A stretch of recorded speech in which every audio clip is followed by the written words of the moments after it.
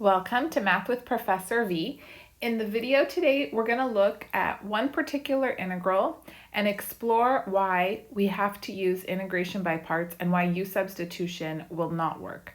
And then I'm just going to go through a series of additional examples to help you get better at discerning when to use integration by parts versus u substitution. All right, so this integral here, we have an indefinite integral of x times e to the x dx. So this is probably one that you've seen before, especially if you're in Calculus 2 by now. And we know that we set it up choosing u and dv. And typically if you have a polynomial function times an exponential function, so in this case x to the first, that's a polynomial. It's not a very spicy one, but it is a polynomial. That's what you choose to be u, all right? So u would be x, and then dv would be the rest of it, e to the x dx. And then the next step is we find du and v. So derivative of x is just 1 dx, and then v is antiderivative of e to the x, which is just e to the x. And then our by parts formula tells us this is going to give us uv, which is x e to the x, minus integral of v du, right here. So integral of e to the x dx. And then that antiderivative is no big deal. Antiderivative of e to the x is e to the x. So we have x e to the x minus e to the x plus c. And we're done. All right. And I had a subscriber yesterday ask, couldn't we still try to make a u substitution and maybe play around with variables in a clever way so that we don't need integration by parts? Well, you can go ahead with the substitution. I'm going to work through it here, but in the end, you still need to do integration by parts. So when you ask yourself a question like that, it's wonderful.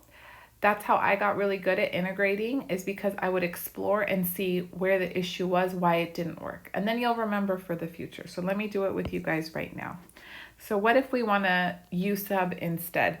Well, I told you you're going to need by parts anyways after, so would you allow me to do a t sub instead of a u sub? Okay, I'm just looking ahead into the future. So here's maybe something that you've even thought of yourself.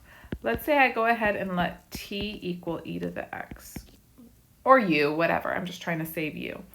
And then you go, I don't want to do by parts. I learned u sub first. It's a more friendly method. I feel safer doing it. Perhaps I can force it to work.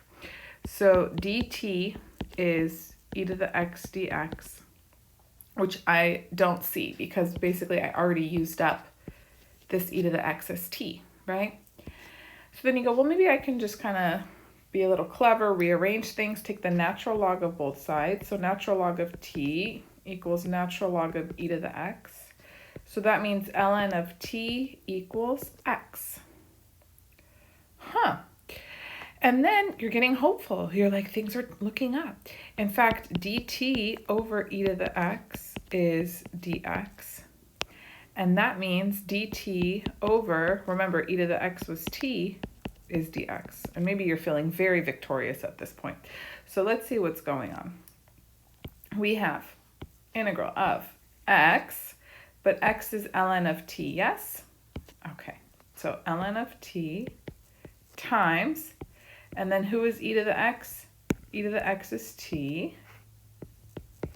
And then who is, oops, I wanted a highlighter. Who is dx? Dx is dt over t. Okay, dt over t. There we go. So I've rewritten everybody in terms of the new variable t. Let me highlight again. So dt over t is dx. T was e to the x. And then ln of t is x. So now what happens? Well, these t's cancel out. And then all you have is natural log of t dt. How do we evaluate this? Some people memorize the antiderivative of natural log of x. I don't really recommend it because we have so much to memorize as is, and it doesn't take a lot of work. But the way that we find the antiderivative of natural log of x is through integration by parts. So we've done this whole substitution but we still need integration by parts to bring it on home. So how do you choose u and v, or u and dv in this case? Well, u is precisely the antiderivative we're trying to find.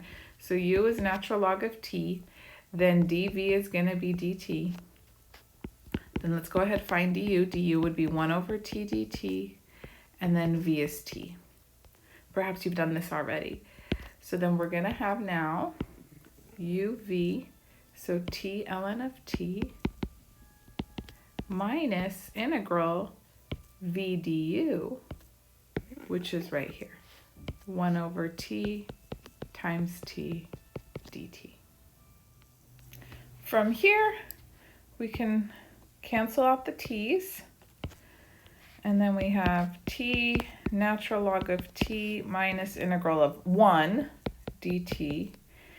Antiderivative of 1 would just be t, so t ln of t minus t plus c. And then go back, remember we made the substitution here that t was e to the x, so let me plug that all back in. So this is going to be e to the x times natural log of e to the x minus e to the x plus c. Ln of e to the x is just x, so I'll finish it off by putting that x in the front so it looks better. X e to the x minus e to the x plus c.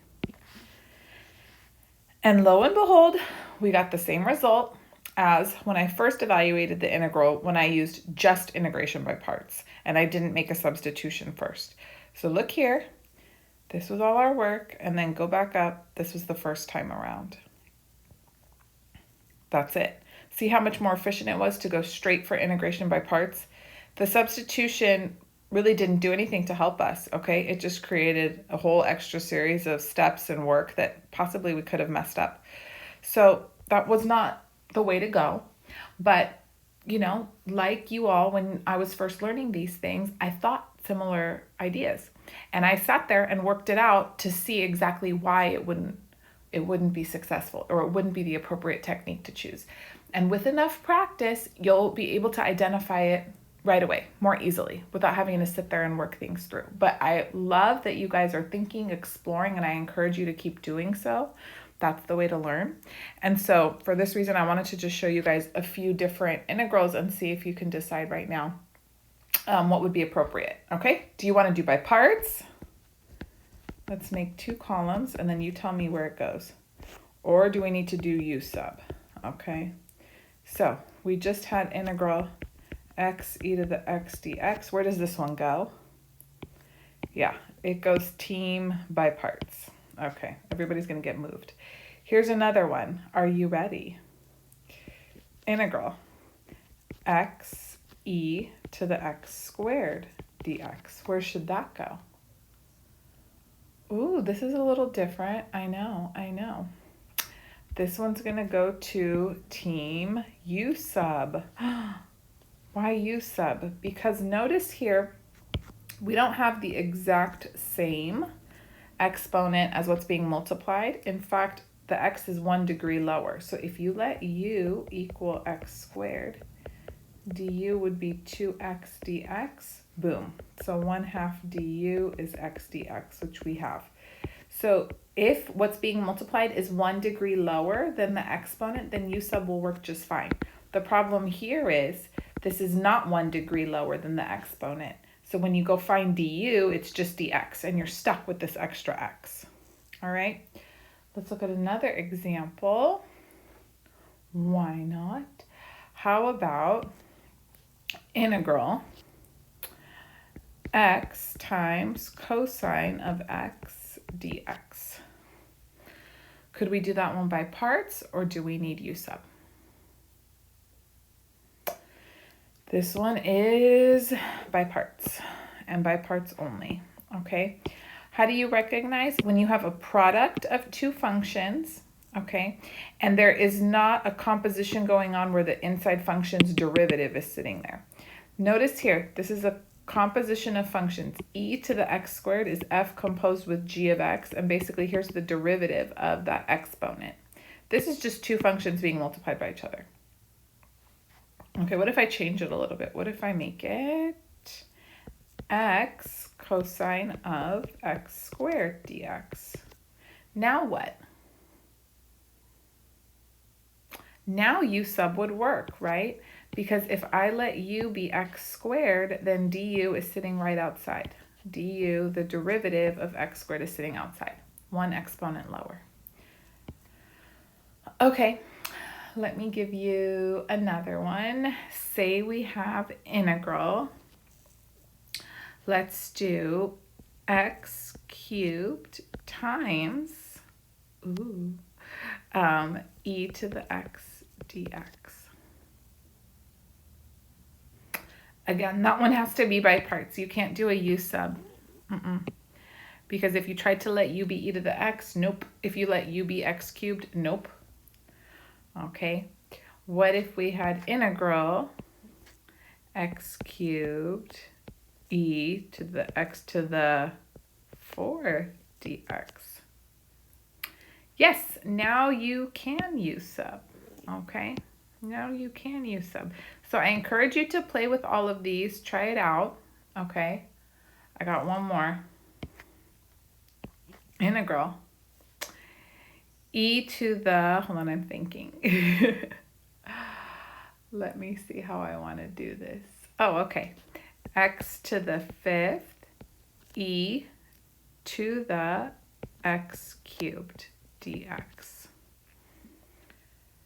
Ooh, this one you actually need both. So do a u sub first, or maybe let's do a t sub first, and then you'll need to do by parts. And I'll give you a hint. I think I've done this one on my integral of the day playlist before. I'll give you a hint.